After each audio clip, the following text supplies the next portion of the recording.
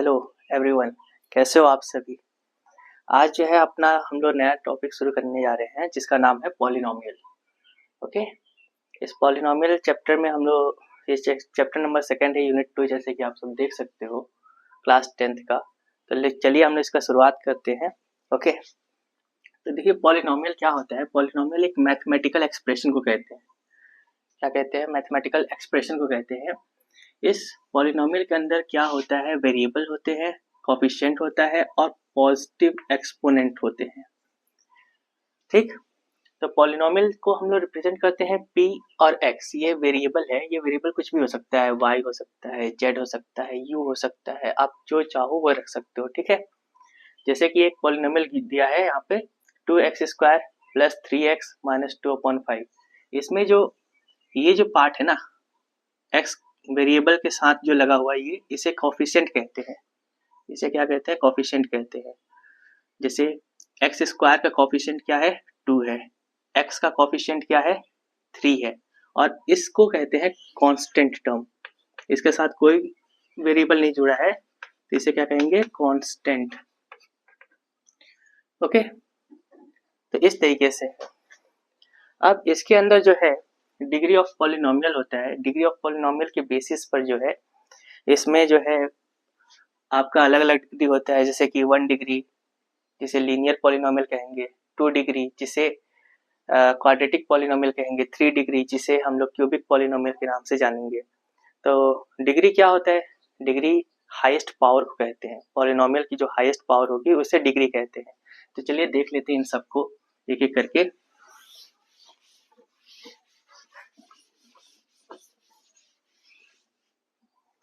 देखिए, the degree of polynomial,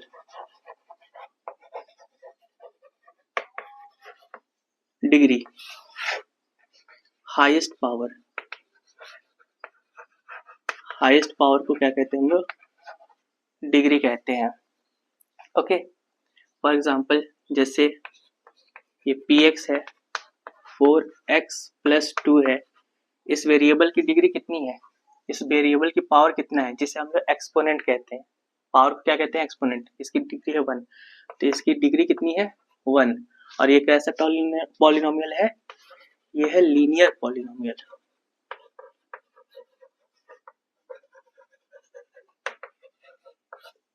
इसी तरह से जैसे 2 डिग्री मान लीजिए आप लेना चाहते हैं, तो पी वाई ले सकते हो आप। इसको बोल सकते हो आप 2y²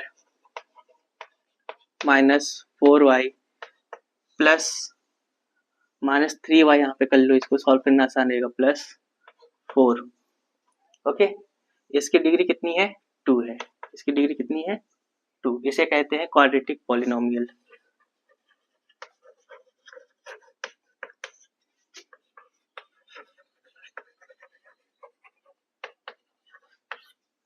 इसी तरह से क्यूबिक पॉलिनोमियल होता है, जिसकी डिग्री कितनी होगी? 3 होगी।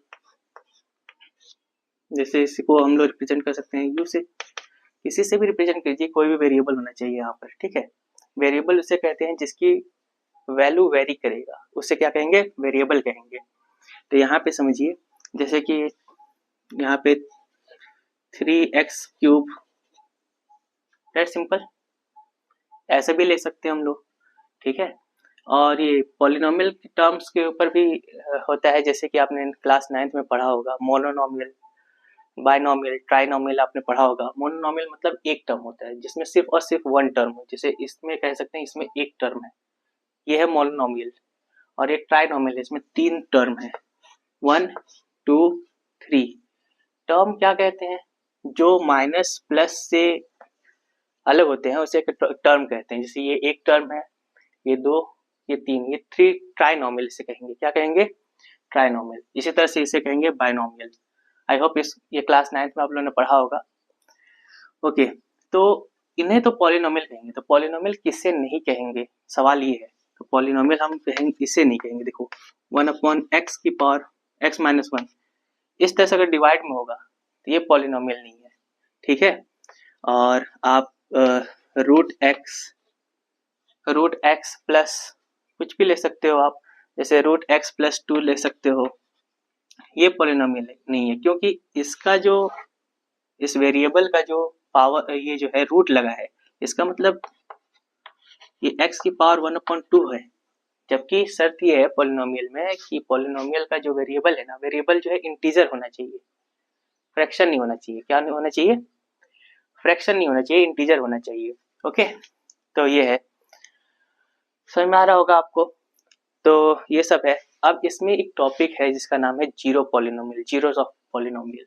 चलो उससे समझ लेते हैं। इन्हें आप नोट्स करते जाइएगा साथ साथ में, ठीक है।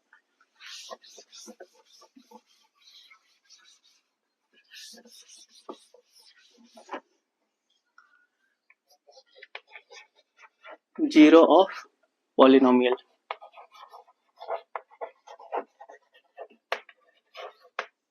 सिंपल भाषा में मैं बोलूं तो जीरो ऑफ पॉलिनोमियल उसे कहेंगे, देखिए जो वेरिएबल है ना, वेरिएबल की वो वैल्यू जिसको पुट करने पर उस पॉलिनोमियल की वैल्यू क्या हो जाए, जीरो हो जाए, उसी को क्या कहेंगे, जीरोस ऑफ पॉलिनोमियल। चलिए एक एग्जांपल से आपको मैं समझाता हूँ। जैसे कि ये एक्स स्क्वायर प्लस -3x-4 है, -3x-4 है। इसे हम रिप्रेजेंट कर सकते हैं, px से रिप्रेजेंट कर सकते हैं। ओके, अब px की वैल्यू अगर मैं -1 लेता हूँ, यहाँ पर -1 लेता हूँ, ये कितना हो जाएगा, -1 का स्क्वायर हो जाएगा, -3 -1 -4। इसे आप सॉल्व करोगे तो ये +4 हो जाएगा और -4, आंसर कितना आ जाएगा, 0। इसी तरह से यहाँ p की वैल्यू से आप 4 लोगे यहाँ पे p की वैल्यू, तो ये क्या हो जाएगा आपका 4 का स्क्वायर हो जाएगा, -3 × 4 -4। आप यहाँ पे सॉल्व करोगे 16, और ये कितना हो जाएगा, -12 और -4, ये भी 16 हो जाएगा, तो ये भी इसका आंसर भी कितना आएगा, 0 आएगा। देयरफॉर हम कह सकते हैं कि एक्स स्क्वायर -3x -4 का जो जीरोस है वो क्या क्या है, -1 है एंड 4 है। It means if you put the value of -1 and 4 in place of x variable, you get the answer 0। तो इस केस में क्या होगा, तो ये क्या कहलाएंगे, इसके जीरोस ऑफ द पॉलिनोमियल कहलाएंगे, ठीक है। अब ये जीरोस ऑफ द पॉलिनोमियल जो है फाइंड आउट करने के जो है अलग अलग मेथड्स होते हैं, उसको भी हम लोग देख लेते हैं। मेथड्स क्या होते हैं, कुछ नहीं है मेथड वगैरह कुछ खास, आप सिंपल समझो, चीज़ों को आसान बनाना, कॉम्प्लिकेटेड नहीं, ठीक है। तो जैसे जीरोस ऑफ द पॉलिनोमियल निकालना है, जैसे लीनियर पॉलिनोमियल में आपको दे दूँ 2x + 3 है, ओके, और मैं कहूँ कि इसका जीरोस ऑफ द पॉलिनोमियल क्या होगा, तो इसका जीरोस ऑफ द पॉलिनोमियल कैसे निकालोगे, तो सिंपल x की वो वैल्यू हमें पुट करनी है जिस पे पुट करने पे इसकी वैल्यू क्या हो जाए, 0 हो जाए। तो आप इसी को बराबर कर दो 0 के, px = 0, i.e. 2x + 3 = 0, मीन्स यहाँ से x की वैल्यू कितनी आ जाएगी, -3/2। अब इस x की वैल्यू को इसमें उठा के आप पुट करोगे तो ये कितना हो जाएगा, 2 -3/2 + 3, इससे ये कट जाएगा, तो यहाँ से क्या आ जाएगा आंसर, 0। इसका मतलब क्या हुआ कि x का जो जीरो, इस पॉलिनोमियल का जो जीरोस ऑफ द पॉलिनोमियल है वो क्या है, -3/2 है। समझ में आ रही बात। अब आप इसको डायरेक्ट भी निकाल सकते हो। इसको डायरेक्ट निकालने का ये तरीका है कि जैसे जीरोस ऑफ द पॉलिनोमियल आपको पता करना है, लीनियर पॉलिनोमियल है। कैसा पॉलिनोमियल है, लीनियर पॉलिनोमियल, मतलब इसका डिग्री कितना है, 1 है, इसकी पावर कितनी है, 1 है। इसमें आप निकालोगे तो जैसे ये इसका जनरल फॉर्मूला अगर मैं लिखूं लीनियर पॉलिनोमियल का,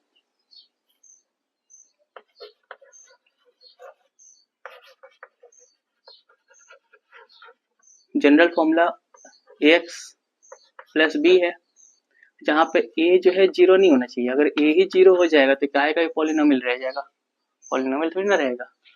तो इसका निकालने के लिए होता है -b/a।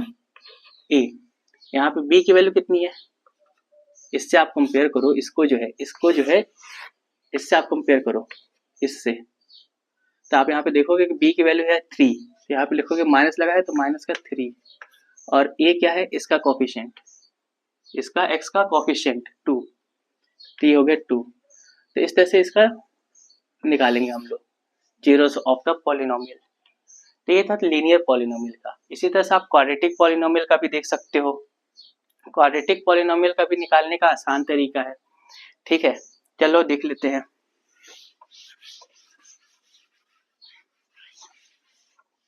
जैसे कि मान लीजिए आपको एक क्वाड्रेटिक पॉलिनोमियल लेता हूँ, x square minus 3x minus 4 देता हूँ, माइनस 3x माइनस 4।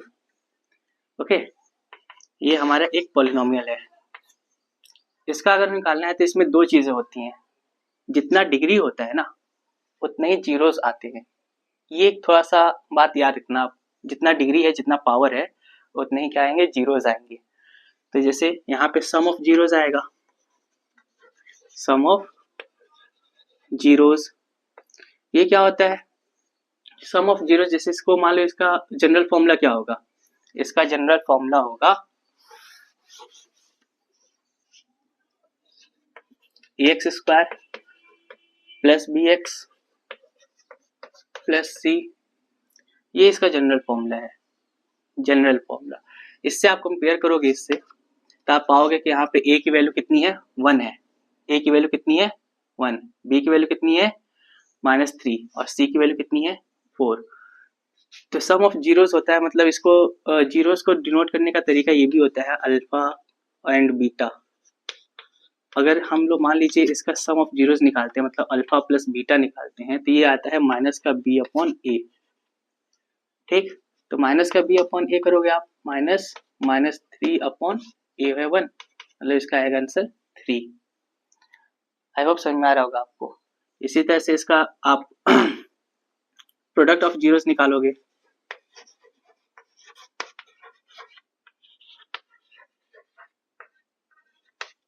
तो ये होता है अल्फा इंटू बीटा, ये होता है c अपॉन a। तो c कितना है यहाँ पर, माइनस का 4, और a कितना है यहाँ पे 1, तो इसका आंसर कितना आएगा, -4 आएगा। इस तरीके से है आपको पॉलिनोमियल निकालने होते हैं, ठीक है। तो आई होप आज के क्लास में आपको समझ में आया होगा यहाँ तक का। कल जो है हम इसका ज्योमेट्रिकल मीनिंग समझेंगे of the zeros of the polynomial का, कि ज्योमेट्री पे कैसे समझते हैं, उसको कैसे जाने और कैसे सॉल्व करें।